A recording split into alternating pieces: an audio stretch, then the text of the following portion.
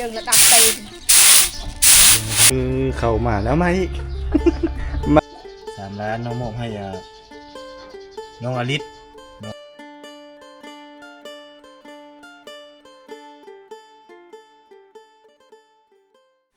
หลังจากเพิ่นทอดไข่ให้ประตูกินแล้วพี่น้องไงอันนี้ยังนี่10 โมงมาเข้าบ่โอ้เพิ่นสิมาเข้าพี่น้องบัดนี้ มาเข้ามาน้ำหรือว่าต้องได้ฟัดซะก่อนเนาะทำนี้บ่ประมาณนี้บ่กินนี่ประมาณนี้เนาะเป็นเสบียดของน้องสาวเพิ่น เนี่ยพอไปเลิกนึงจ่าเถอะพอเนี่ยให้ไปเลิกบางตังได้ปะนี่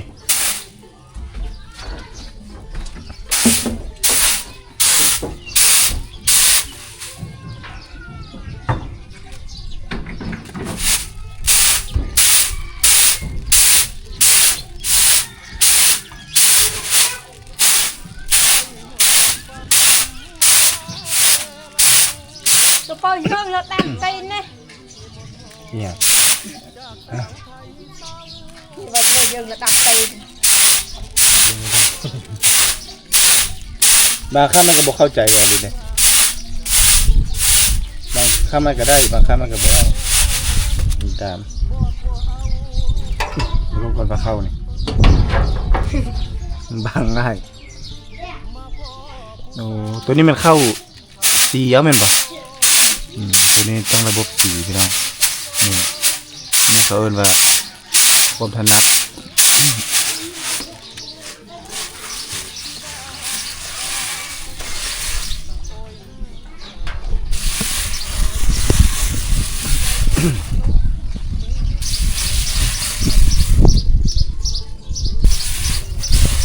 ขาวเนาะขาวง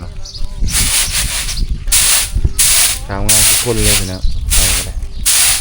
ขาวทั้งงามเดี๋ยวนี้ให้ไปเห็ดฝรั่งมาอีกเห็ดทรงผมแบบฝรั่ง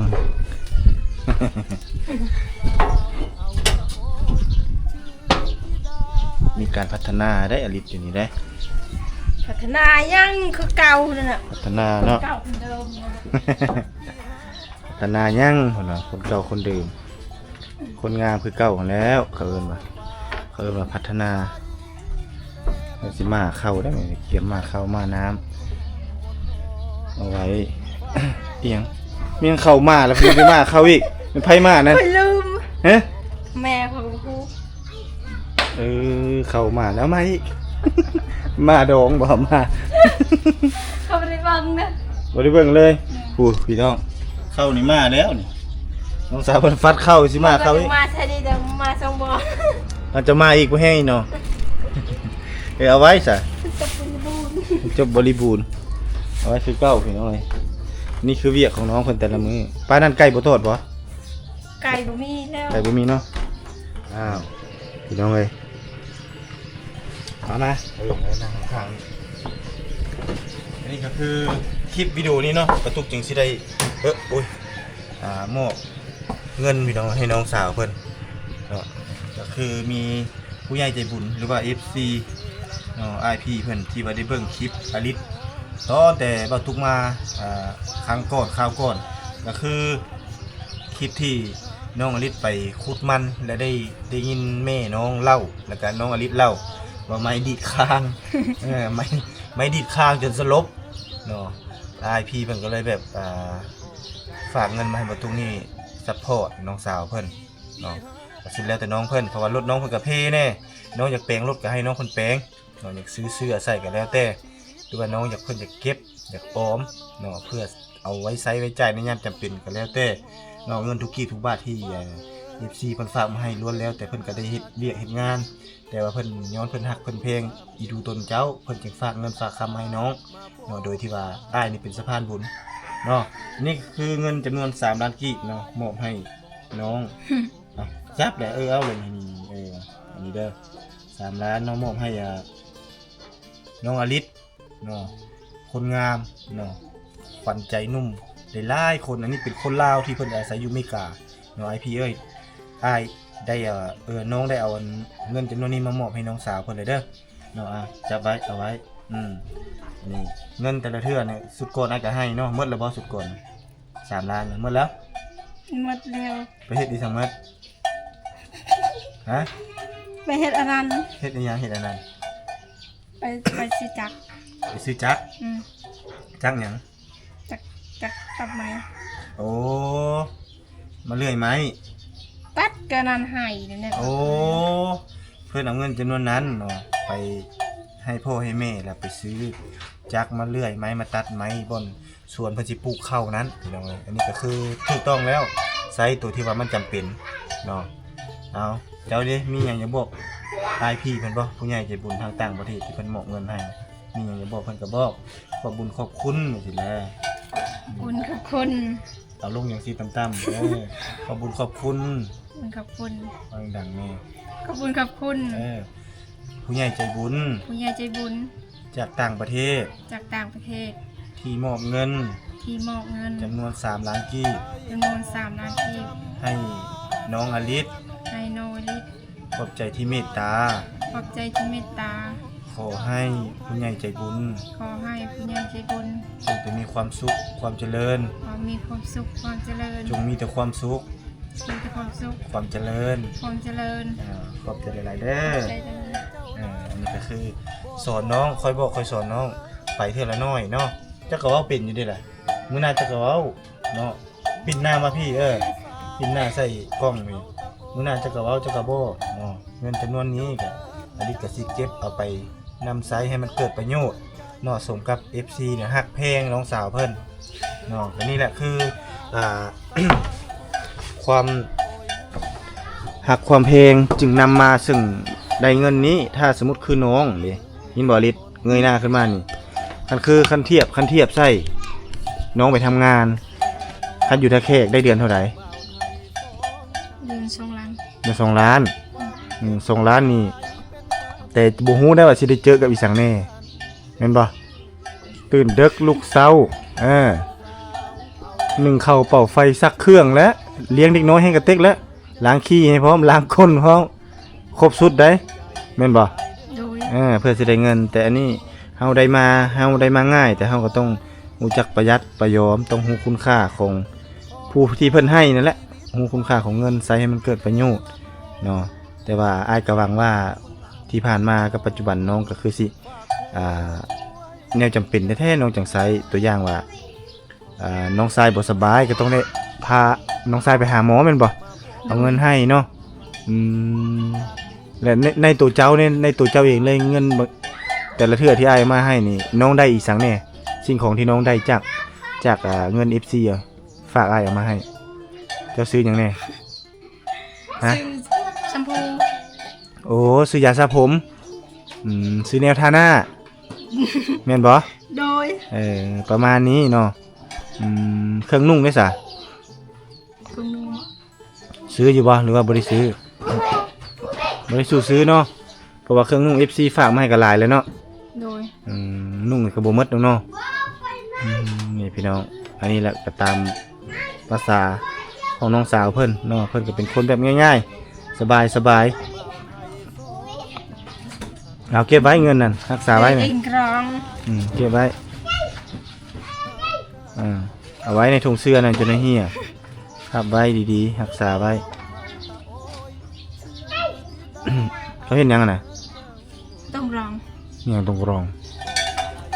เอามดแดงนั่นจะได้เฮ็ดหยัง โอ้แต่ละมือหาแต่แนวกิน ใส่เบิ่งดูเอาไปเก็บทางเงินเอาไปไว้จ้ะเอาเงินไปไว้ ตาเราเป็นยังจับจุด ตาเรานี่กรองนี่เอามายังนี่ฮะบ่มิกเจ้าเสียมาให้ยังหมดส้มนี่บ่ให้ทางคือบ่ปะเจ้าเสียมายังสิกินบ่จ้ากับหยังกินกับหยังส่วนพี่น้องเอาหมดส้มมาบ่ฮู้ว่าสิเฮ็ดอีสังกินนี่กินเลยป่ะน่ะไอ้เฮ็ดได้ซะไปต้มใส่ปลาโคบ่ฮะเอาไปเฮ็ดอีหยังกินนั่นกินในนั้นเลย ป้อพี่น้องสุดยอดสุดยอด เอาหมดส้มจากหั่งแล้วก็มากินเลยได้ครอบเลยพี่น้องเลยเมียนดีแล้วป่ะ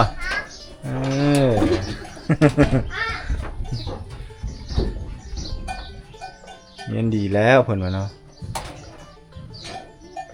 ช้อนได้หลายๆแล้วก็ซื้อตุ้มหูมาใส่ตุ้มหูคำอยากได้ป่ะตุ้มหูคำบ่อยากได้บ่อยากได้ยังเลย บ่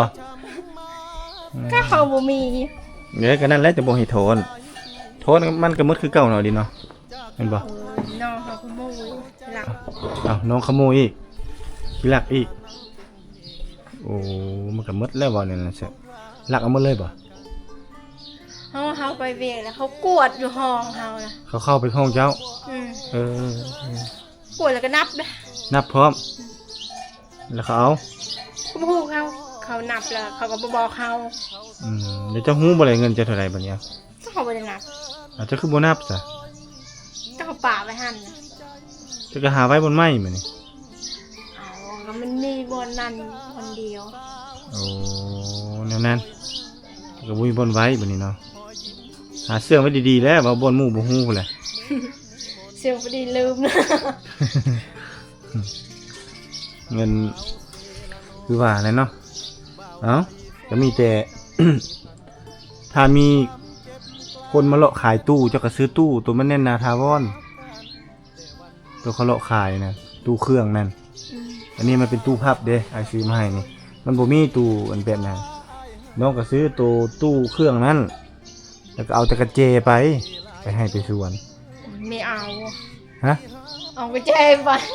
ผมมักคือคนเท้าเอาไปแจ้ไป เอาบอกก็หาบ่อนไว้บ่อนหมู่บ่เห็นนะ แล้วก็ปากก็แจ้ไปบนนั้นเลยนะ ปานนั้นเลยโอ้ยมันก็ เขาก็เอากระแจ้นั่นตกนะ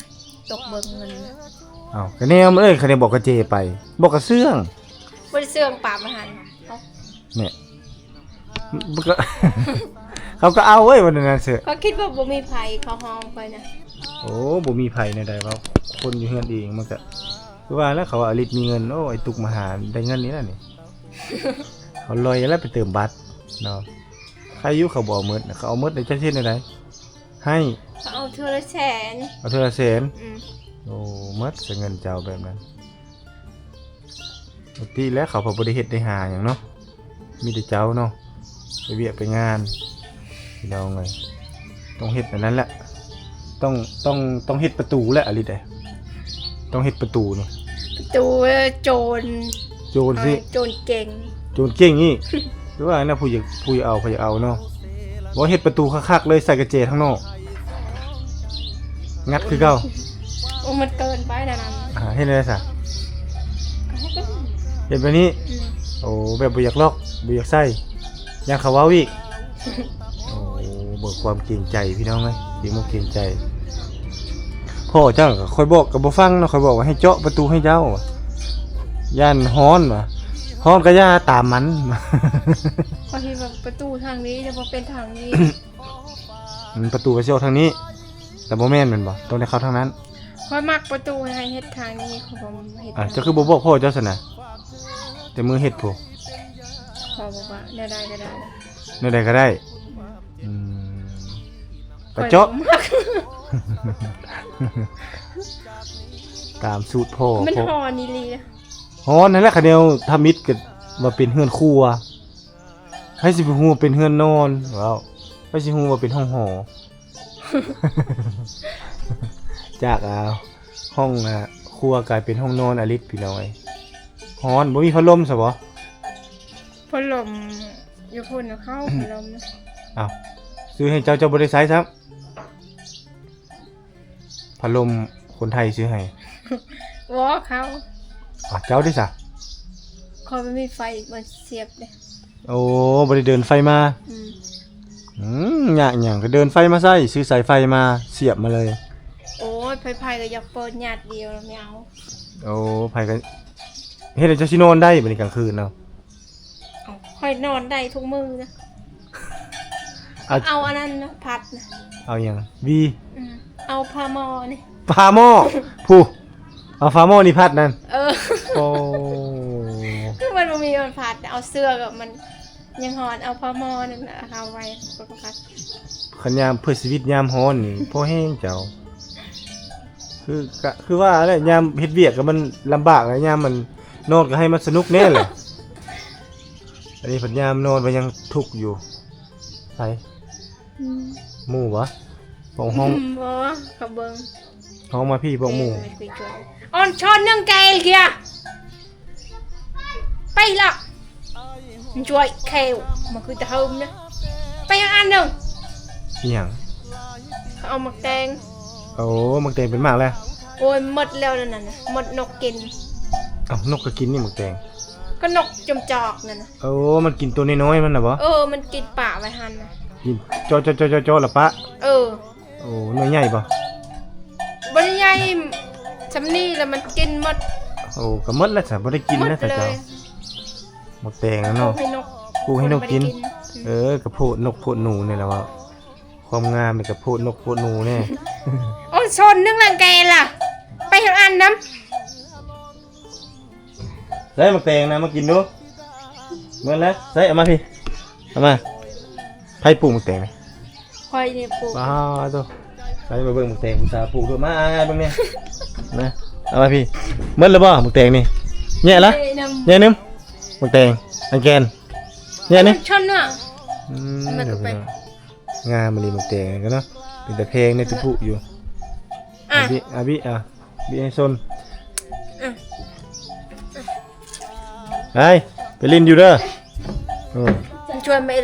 มันช่วยแควก่อน นี่ยังช่วยแควแควบ่ มันช่วยแคว อหย่างเนาะบ่เข้าใจเลยมันเลยเจ้าก็ว่าภาษาลาวเนาะเขาบ่เข้าใจ คนบอกเราเป็นจ้า อยากสิบ่เป็นไปอยู่ในหมกในเมืองอยู่ยังว่าบ่เป็นไปเที่ยวอยู่ จักไปอยู่ในเมืองในเมืองตอนใดคอยระบูจ้า ก็ไปวิเทลวิลอกวิละเด้ซะ ไปเมืองแค่เดียวนะก็ว่าไปอยู่ในเมืองหนึ่ง ว่าโอ้เนาะไปบ่ไอ้สิพาไปสมัครอาหารบนสาวแดงเฮ็ดเวียกนะ แสดงเมืองแล้วบ่ เมื่อล่ะเจ้าก็เอาผัวแล้วบ่จัก บอกเขาบอกให้ไปให้คือให้ เขาบ่ให้ไปบ่ อืม เขาให้ไปนี่ไปบ่อยากไปหาเงินอยู่บ่ โอ้ก็อยากไปเดี๋ยวเขาบอกให้ไปนะเขาบอกว่าไปให้ยังไปแล้วไม่ได้เงินยัง ไปแล้วบ่ได้เงิน อยู่เฮือนแล้วได้เงินกลัวาเนาะ บ่ได้ค่ะเขาให้เฮ็ดเวียก โอ้ย่านบ่มีผู้เฮ็ดเวียก อืม แล้วเจ้าเอาผัวในไผเช็ดซะบัดนี้ คอยบ่มีผัวจ้า เอาบัด บัดสมมุติว่าเจ้าสร้างครอบครัวได้ซะ สร้างกับผัวกับใครอ่ะ บัดอนาคตข้าง ว่า ห อ น้า นาคตไม่มี บ่เอาอีกเอาบ่เอาอนาคตได้ซะนะ อนาคตไม่มีผัวจ้ะ บ้าอนาคตไม่มีผัวจ้า ก็มันบ่มีอะ บ่มีบ่บ่มีบ่หรือว่ายังบ่ทันอยากได้มีบ่คนมามักฮะมีคนมามักอยู่บ่เขาบอกอยู่บ่ปีใดสิมาขอสิมาแต่ง ว่าบ่เห็น บ่เห็น บ่เห็นมีเหรอพี่น้องเนี่ยได้ยินจากปากมันเองเรื่องนี้เด้อเนาะนี่แหละคนผู้จบคนผู้งามเนาะเฮ็ด โอ้ยถ้าผู้งามก็ได้ผัวได้แฟนเลยจ้ะ อ้าวคันงามเราได้ผัวโลดบ่ อืม โอ้ยบางเทื่อคนงามบ่ต้องการมีผัวก็มีได้ โอ้ยบ่มีภัยนั่นน่ะ อยู่แบบนี้ก็มีความสุขกันนี่ซั่นนะแม่นแล้ววะอ้าวเจ้าบ่มีความสุขบ่เดี๋ยวนี้ มี มีอ้าวคันอยากเอาผัวอีกให้มีความสุขบ่ฮะ แนวดังคือมหาดัง โอเค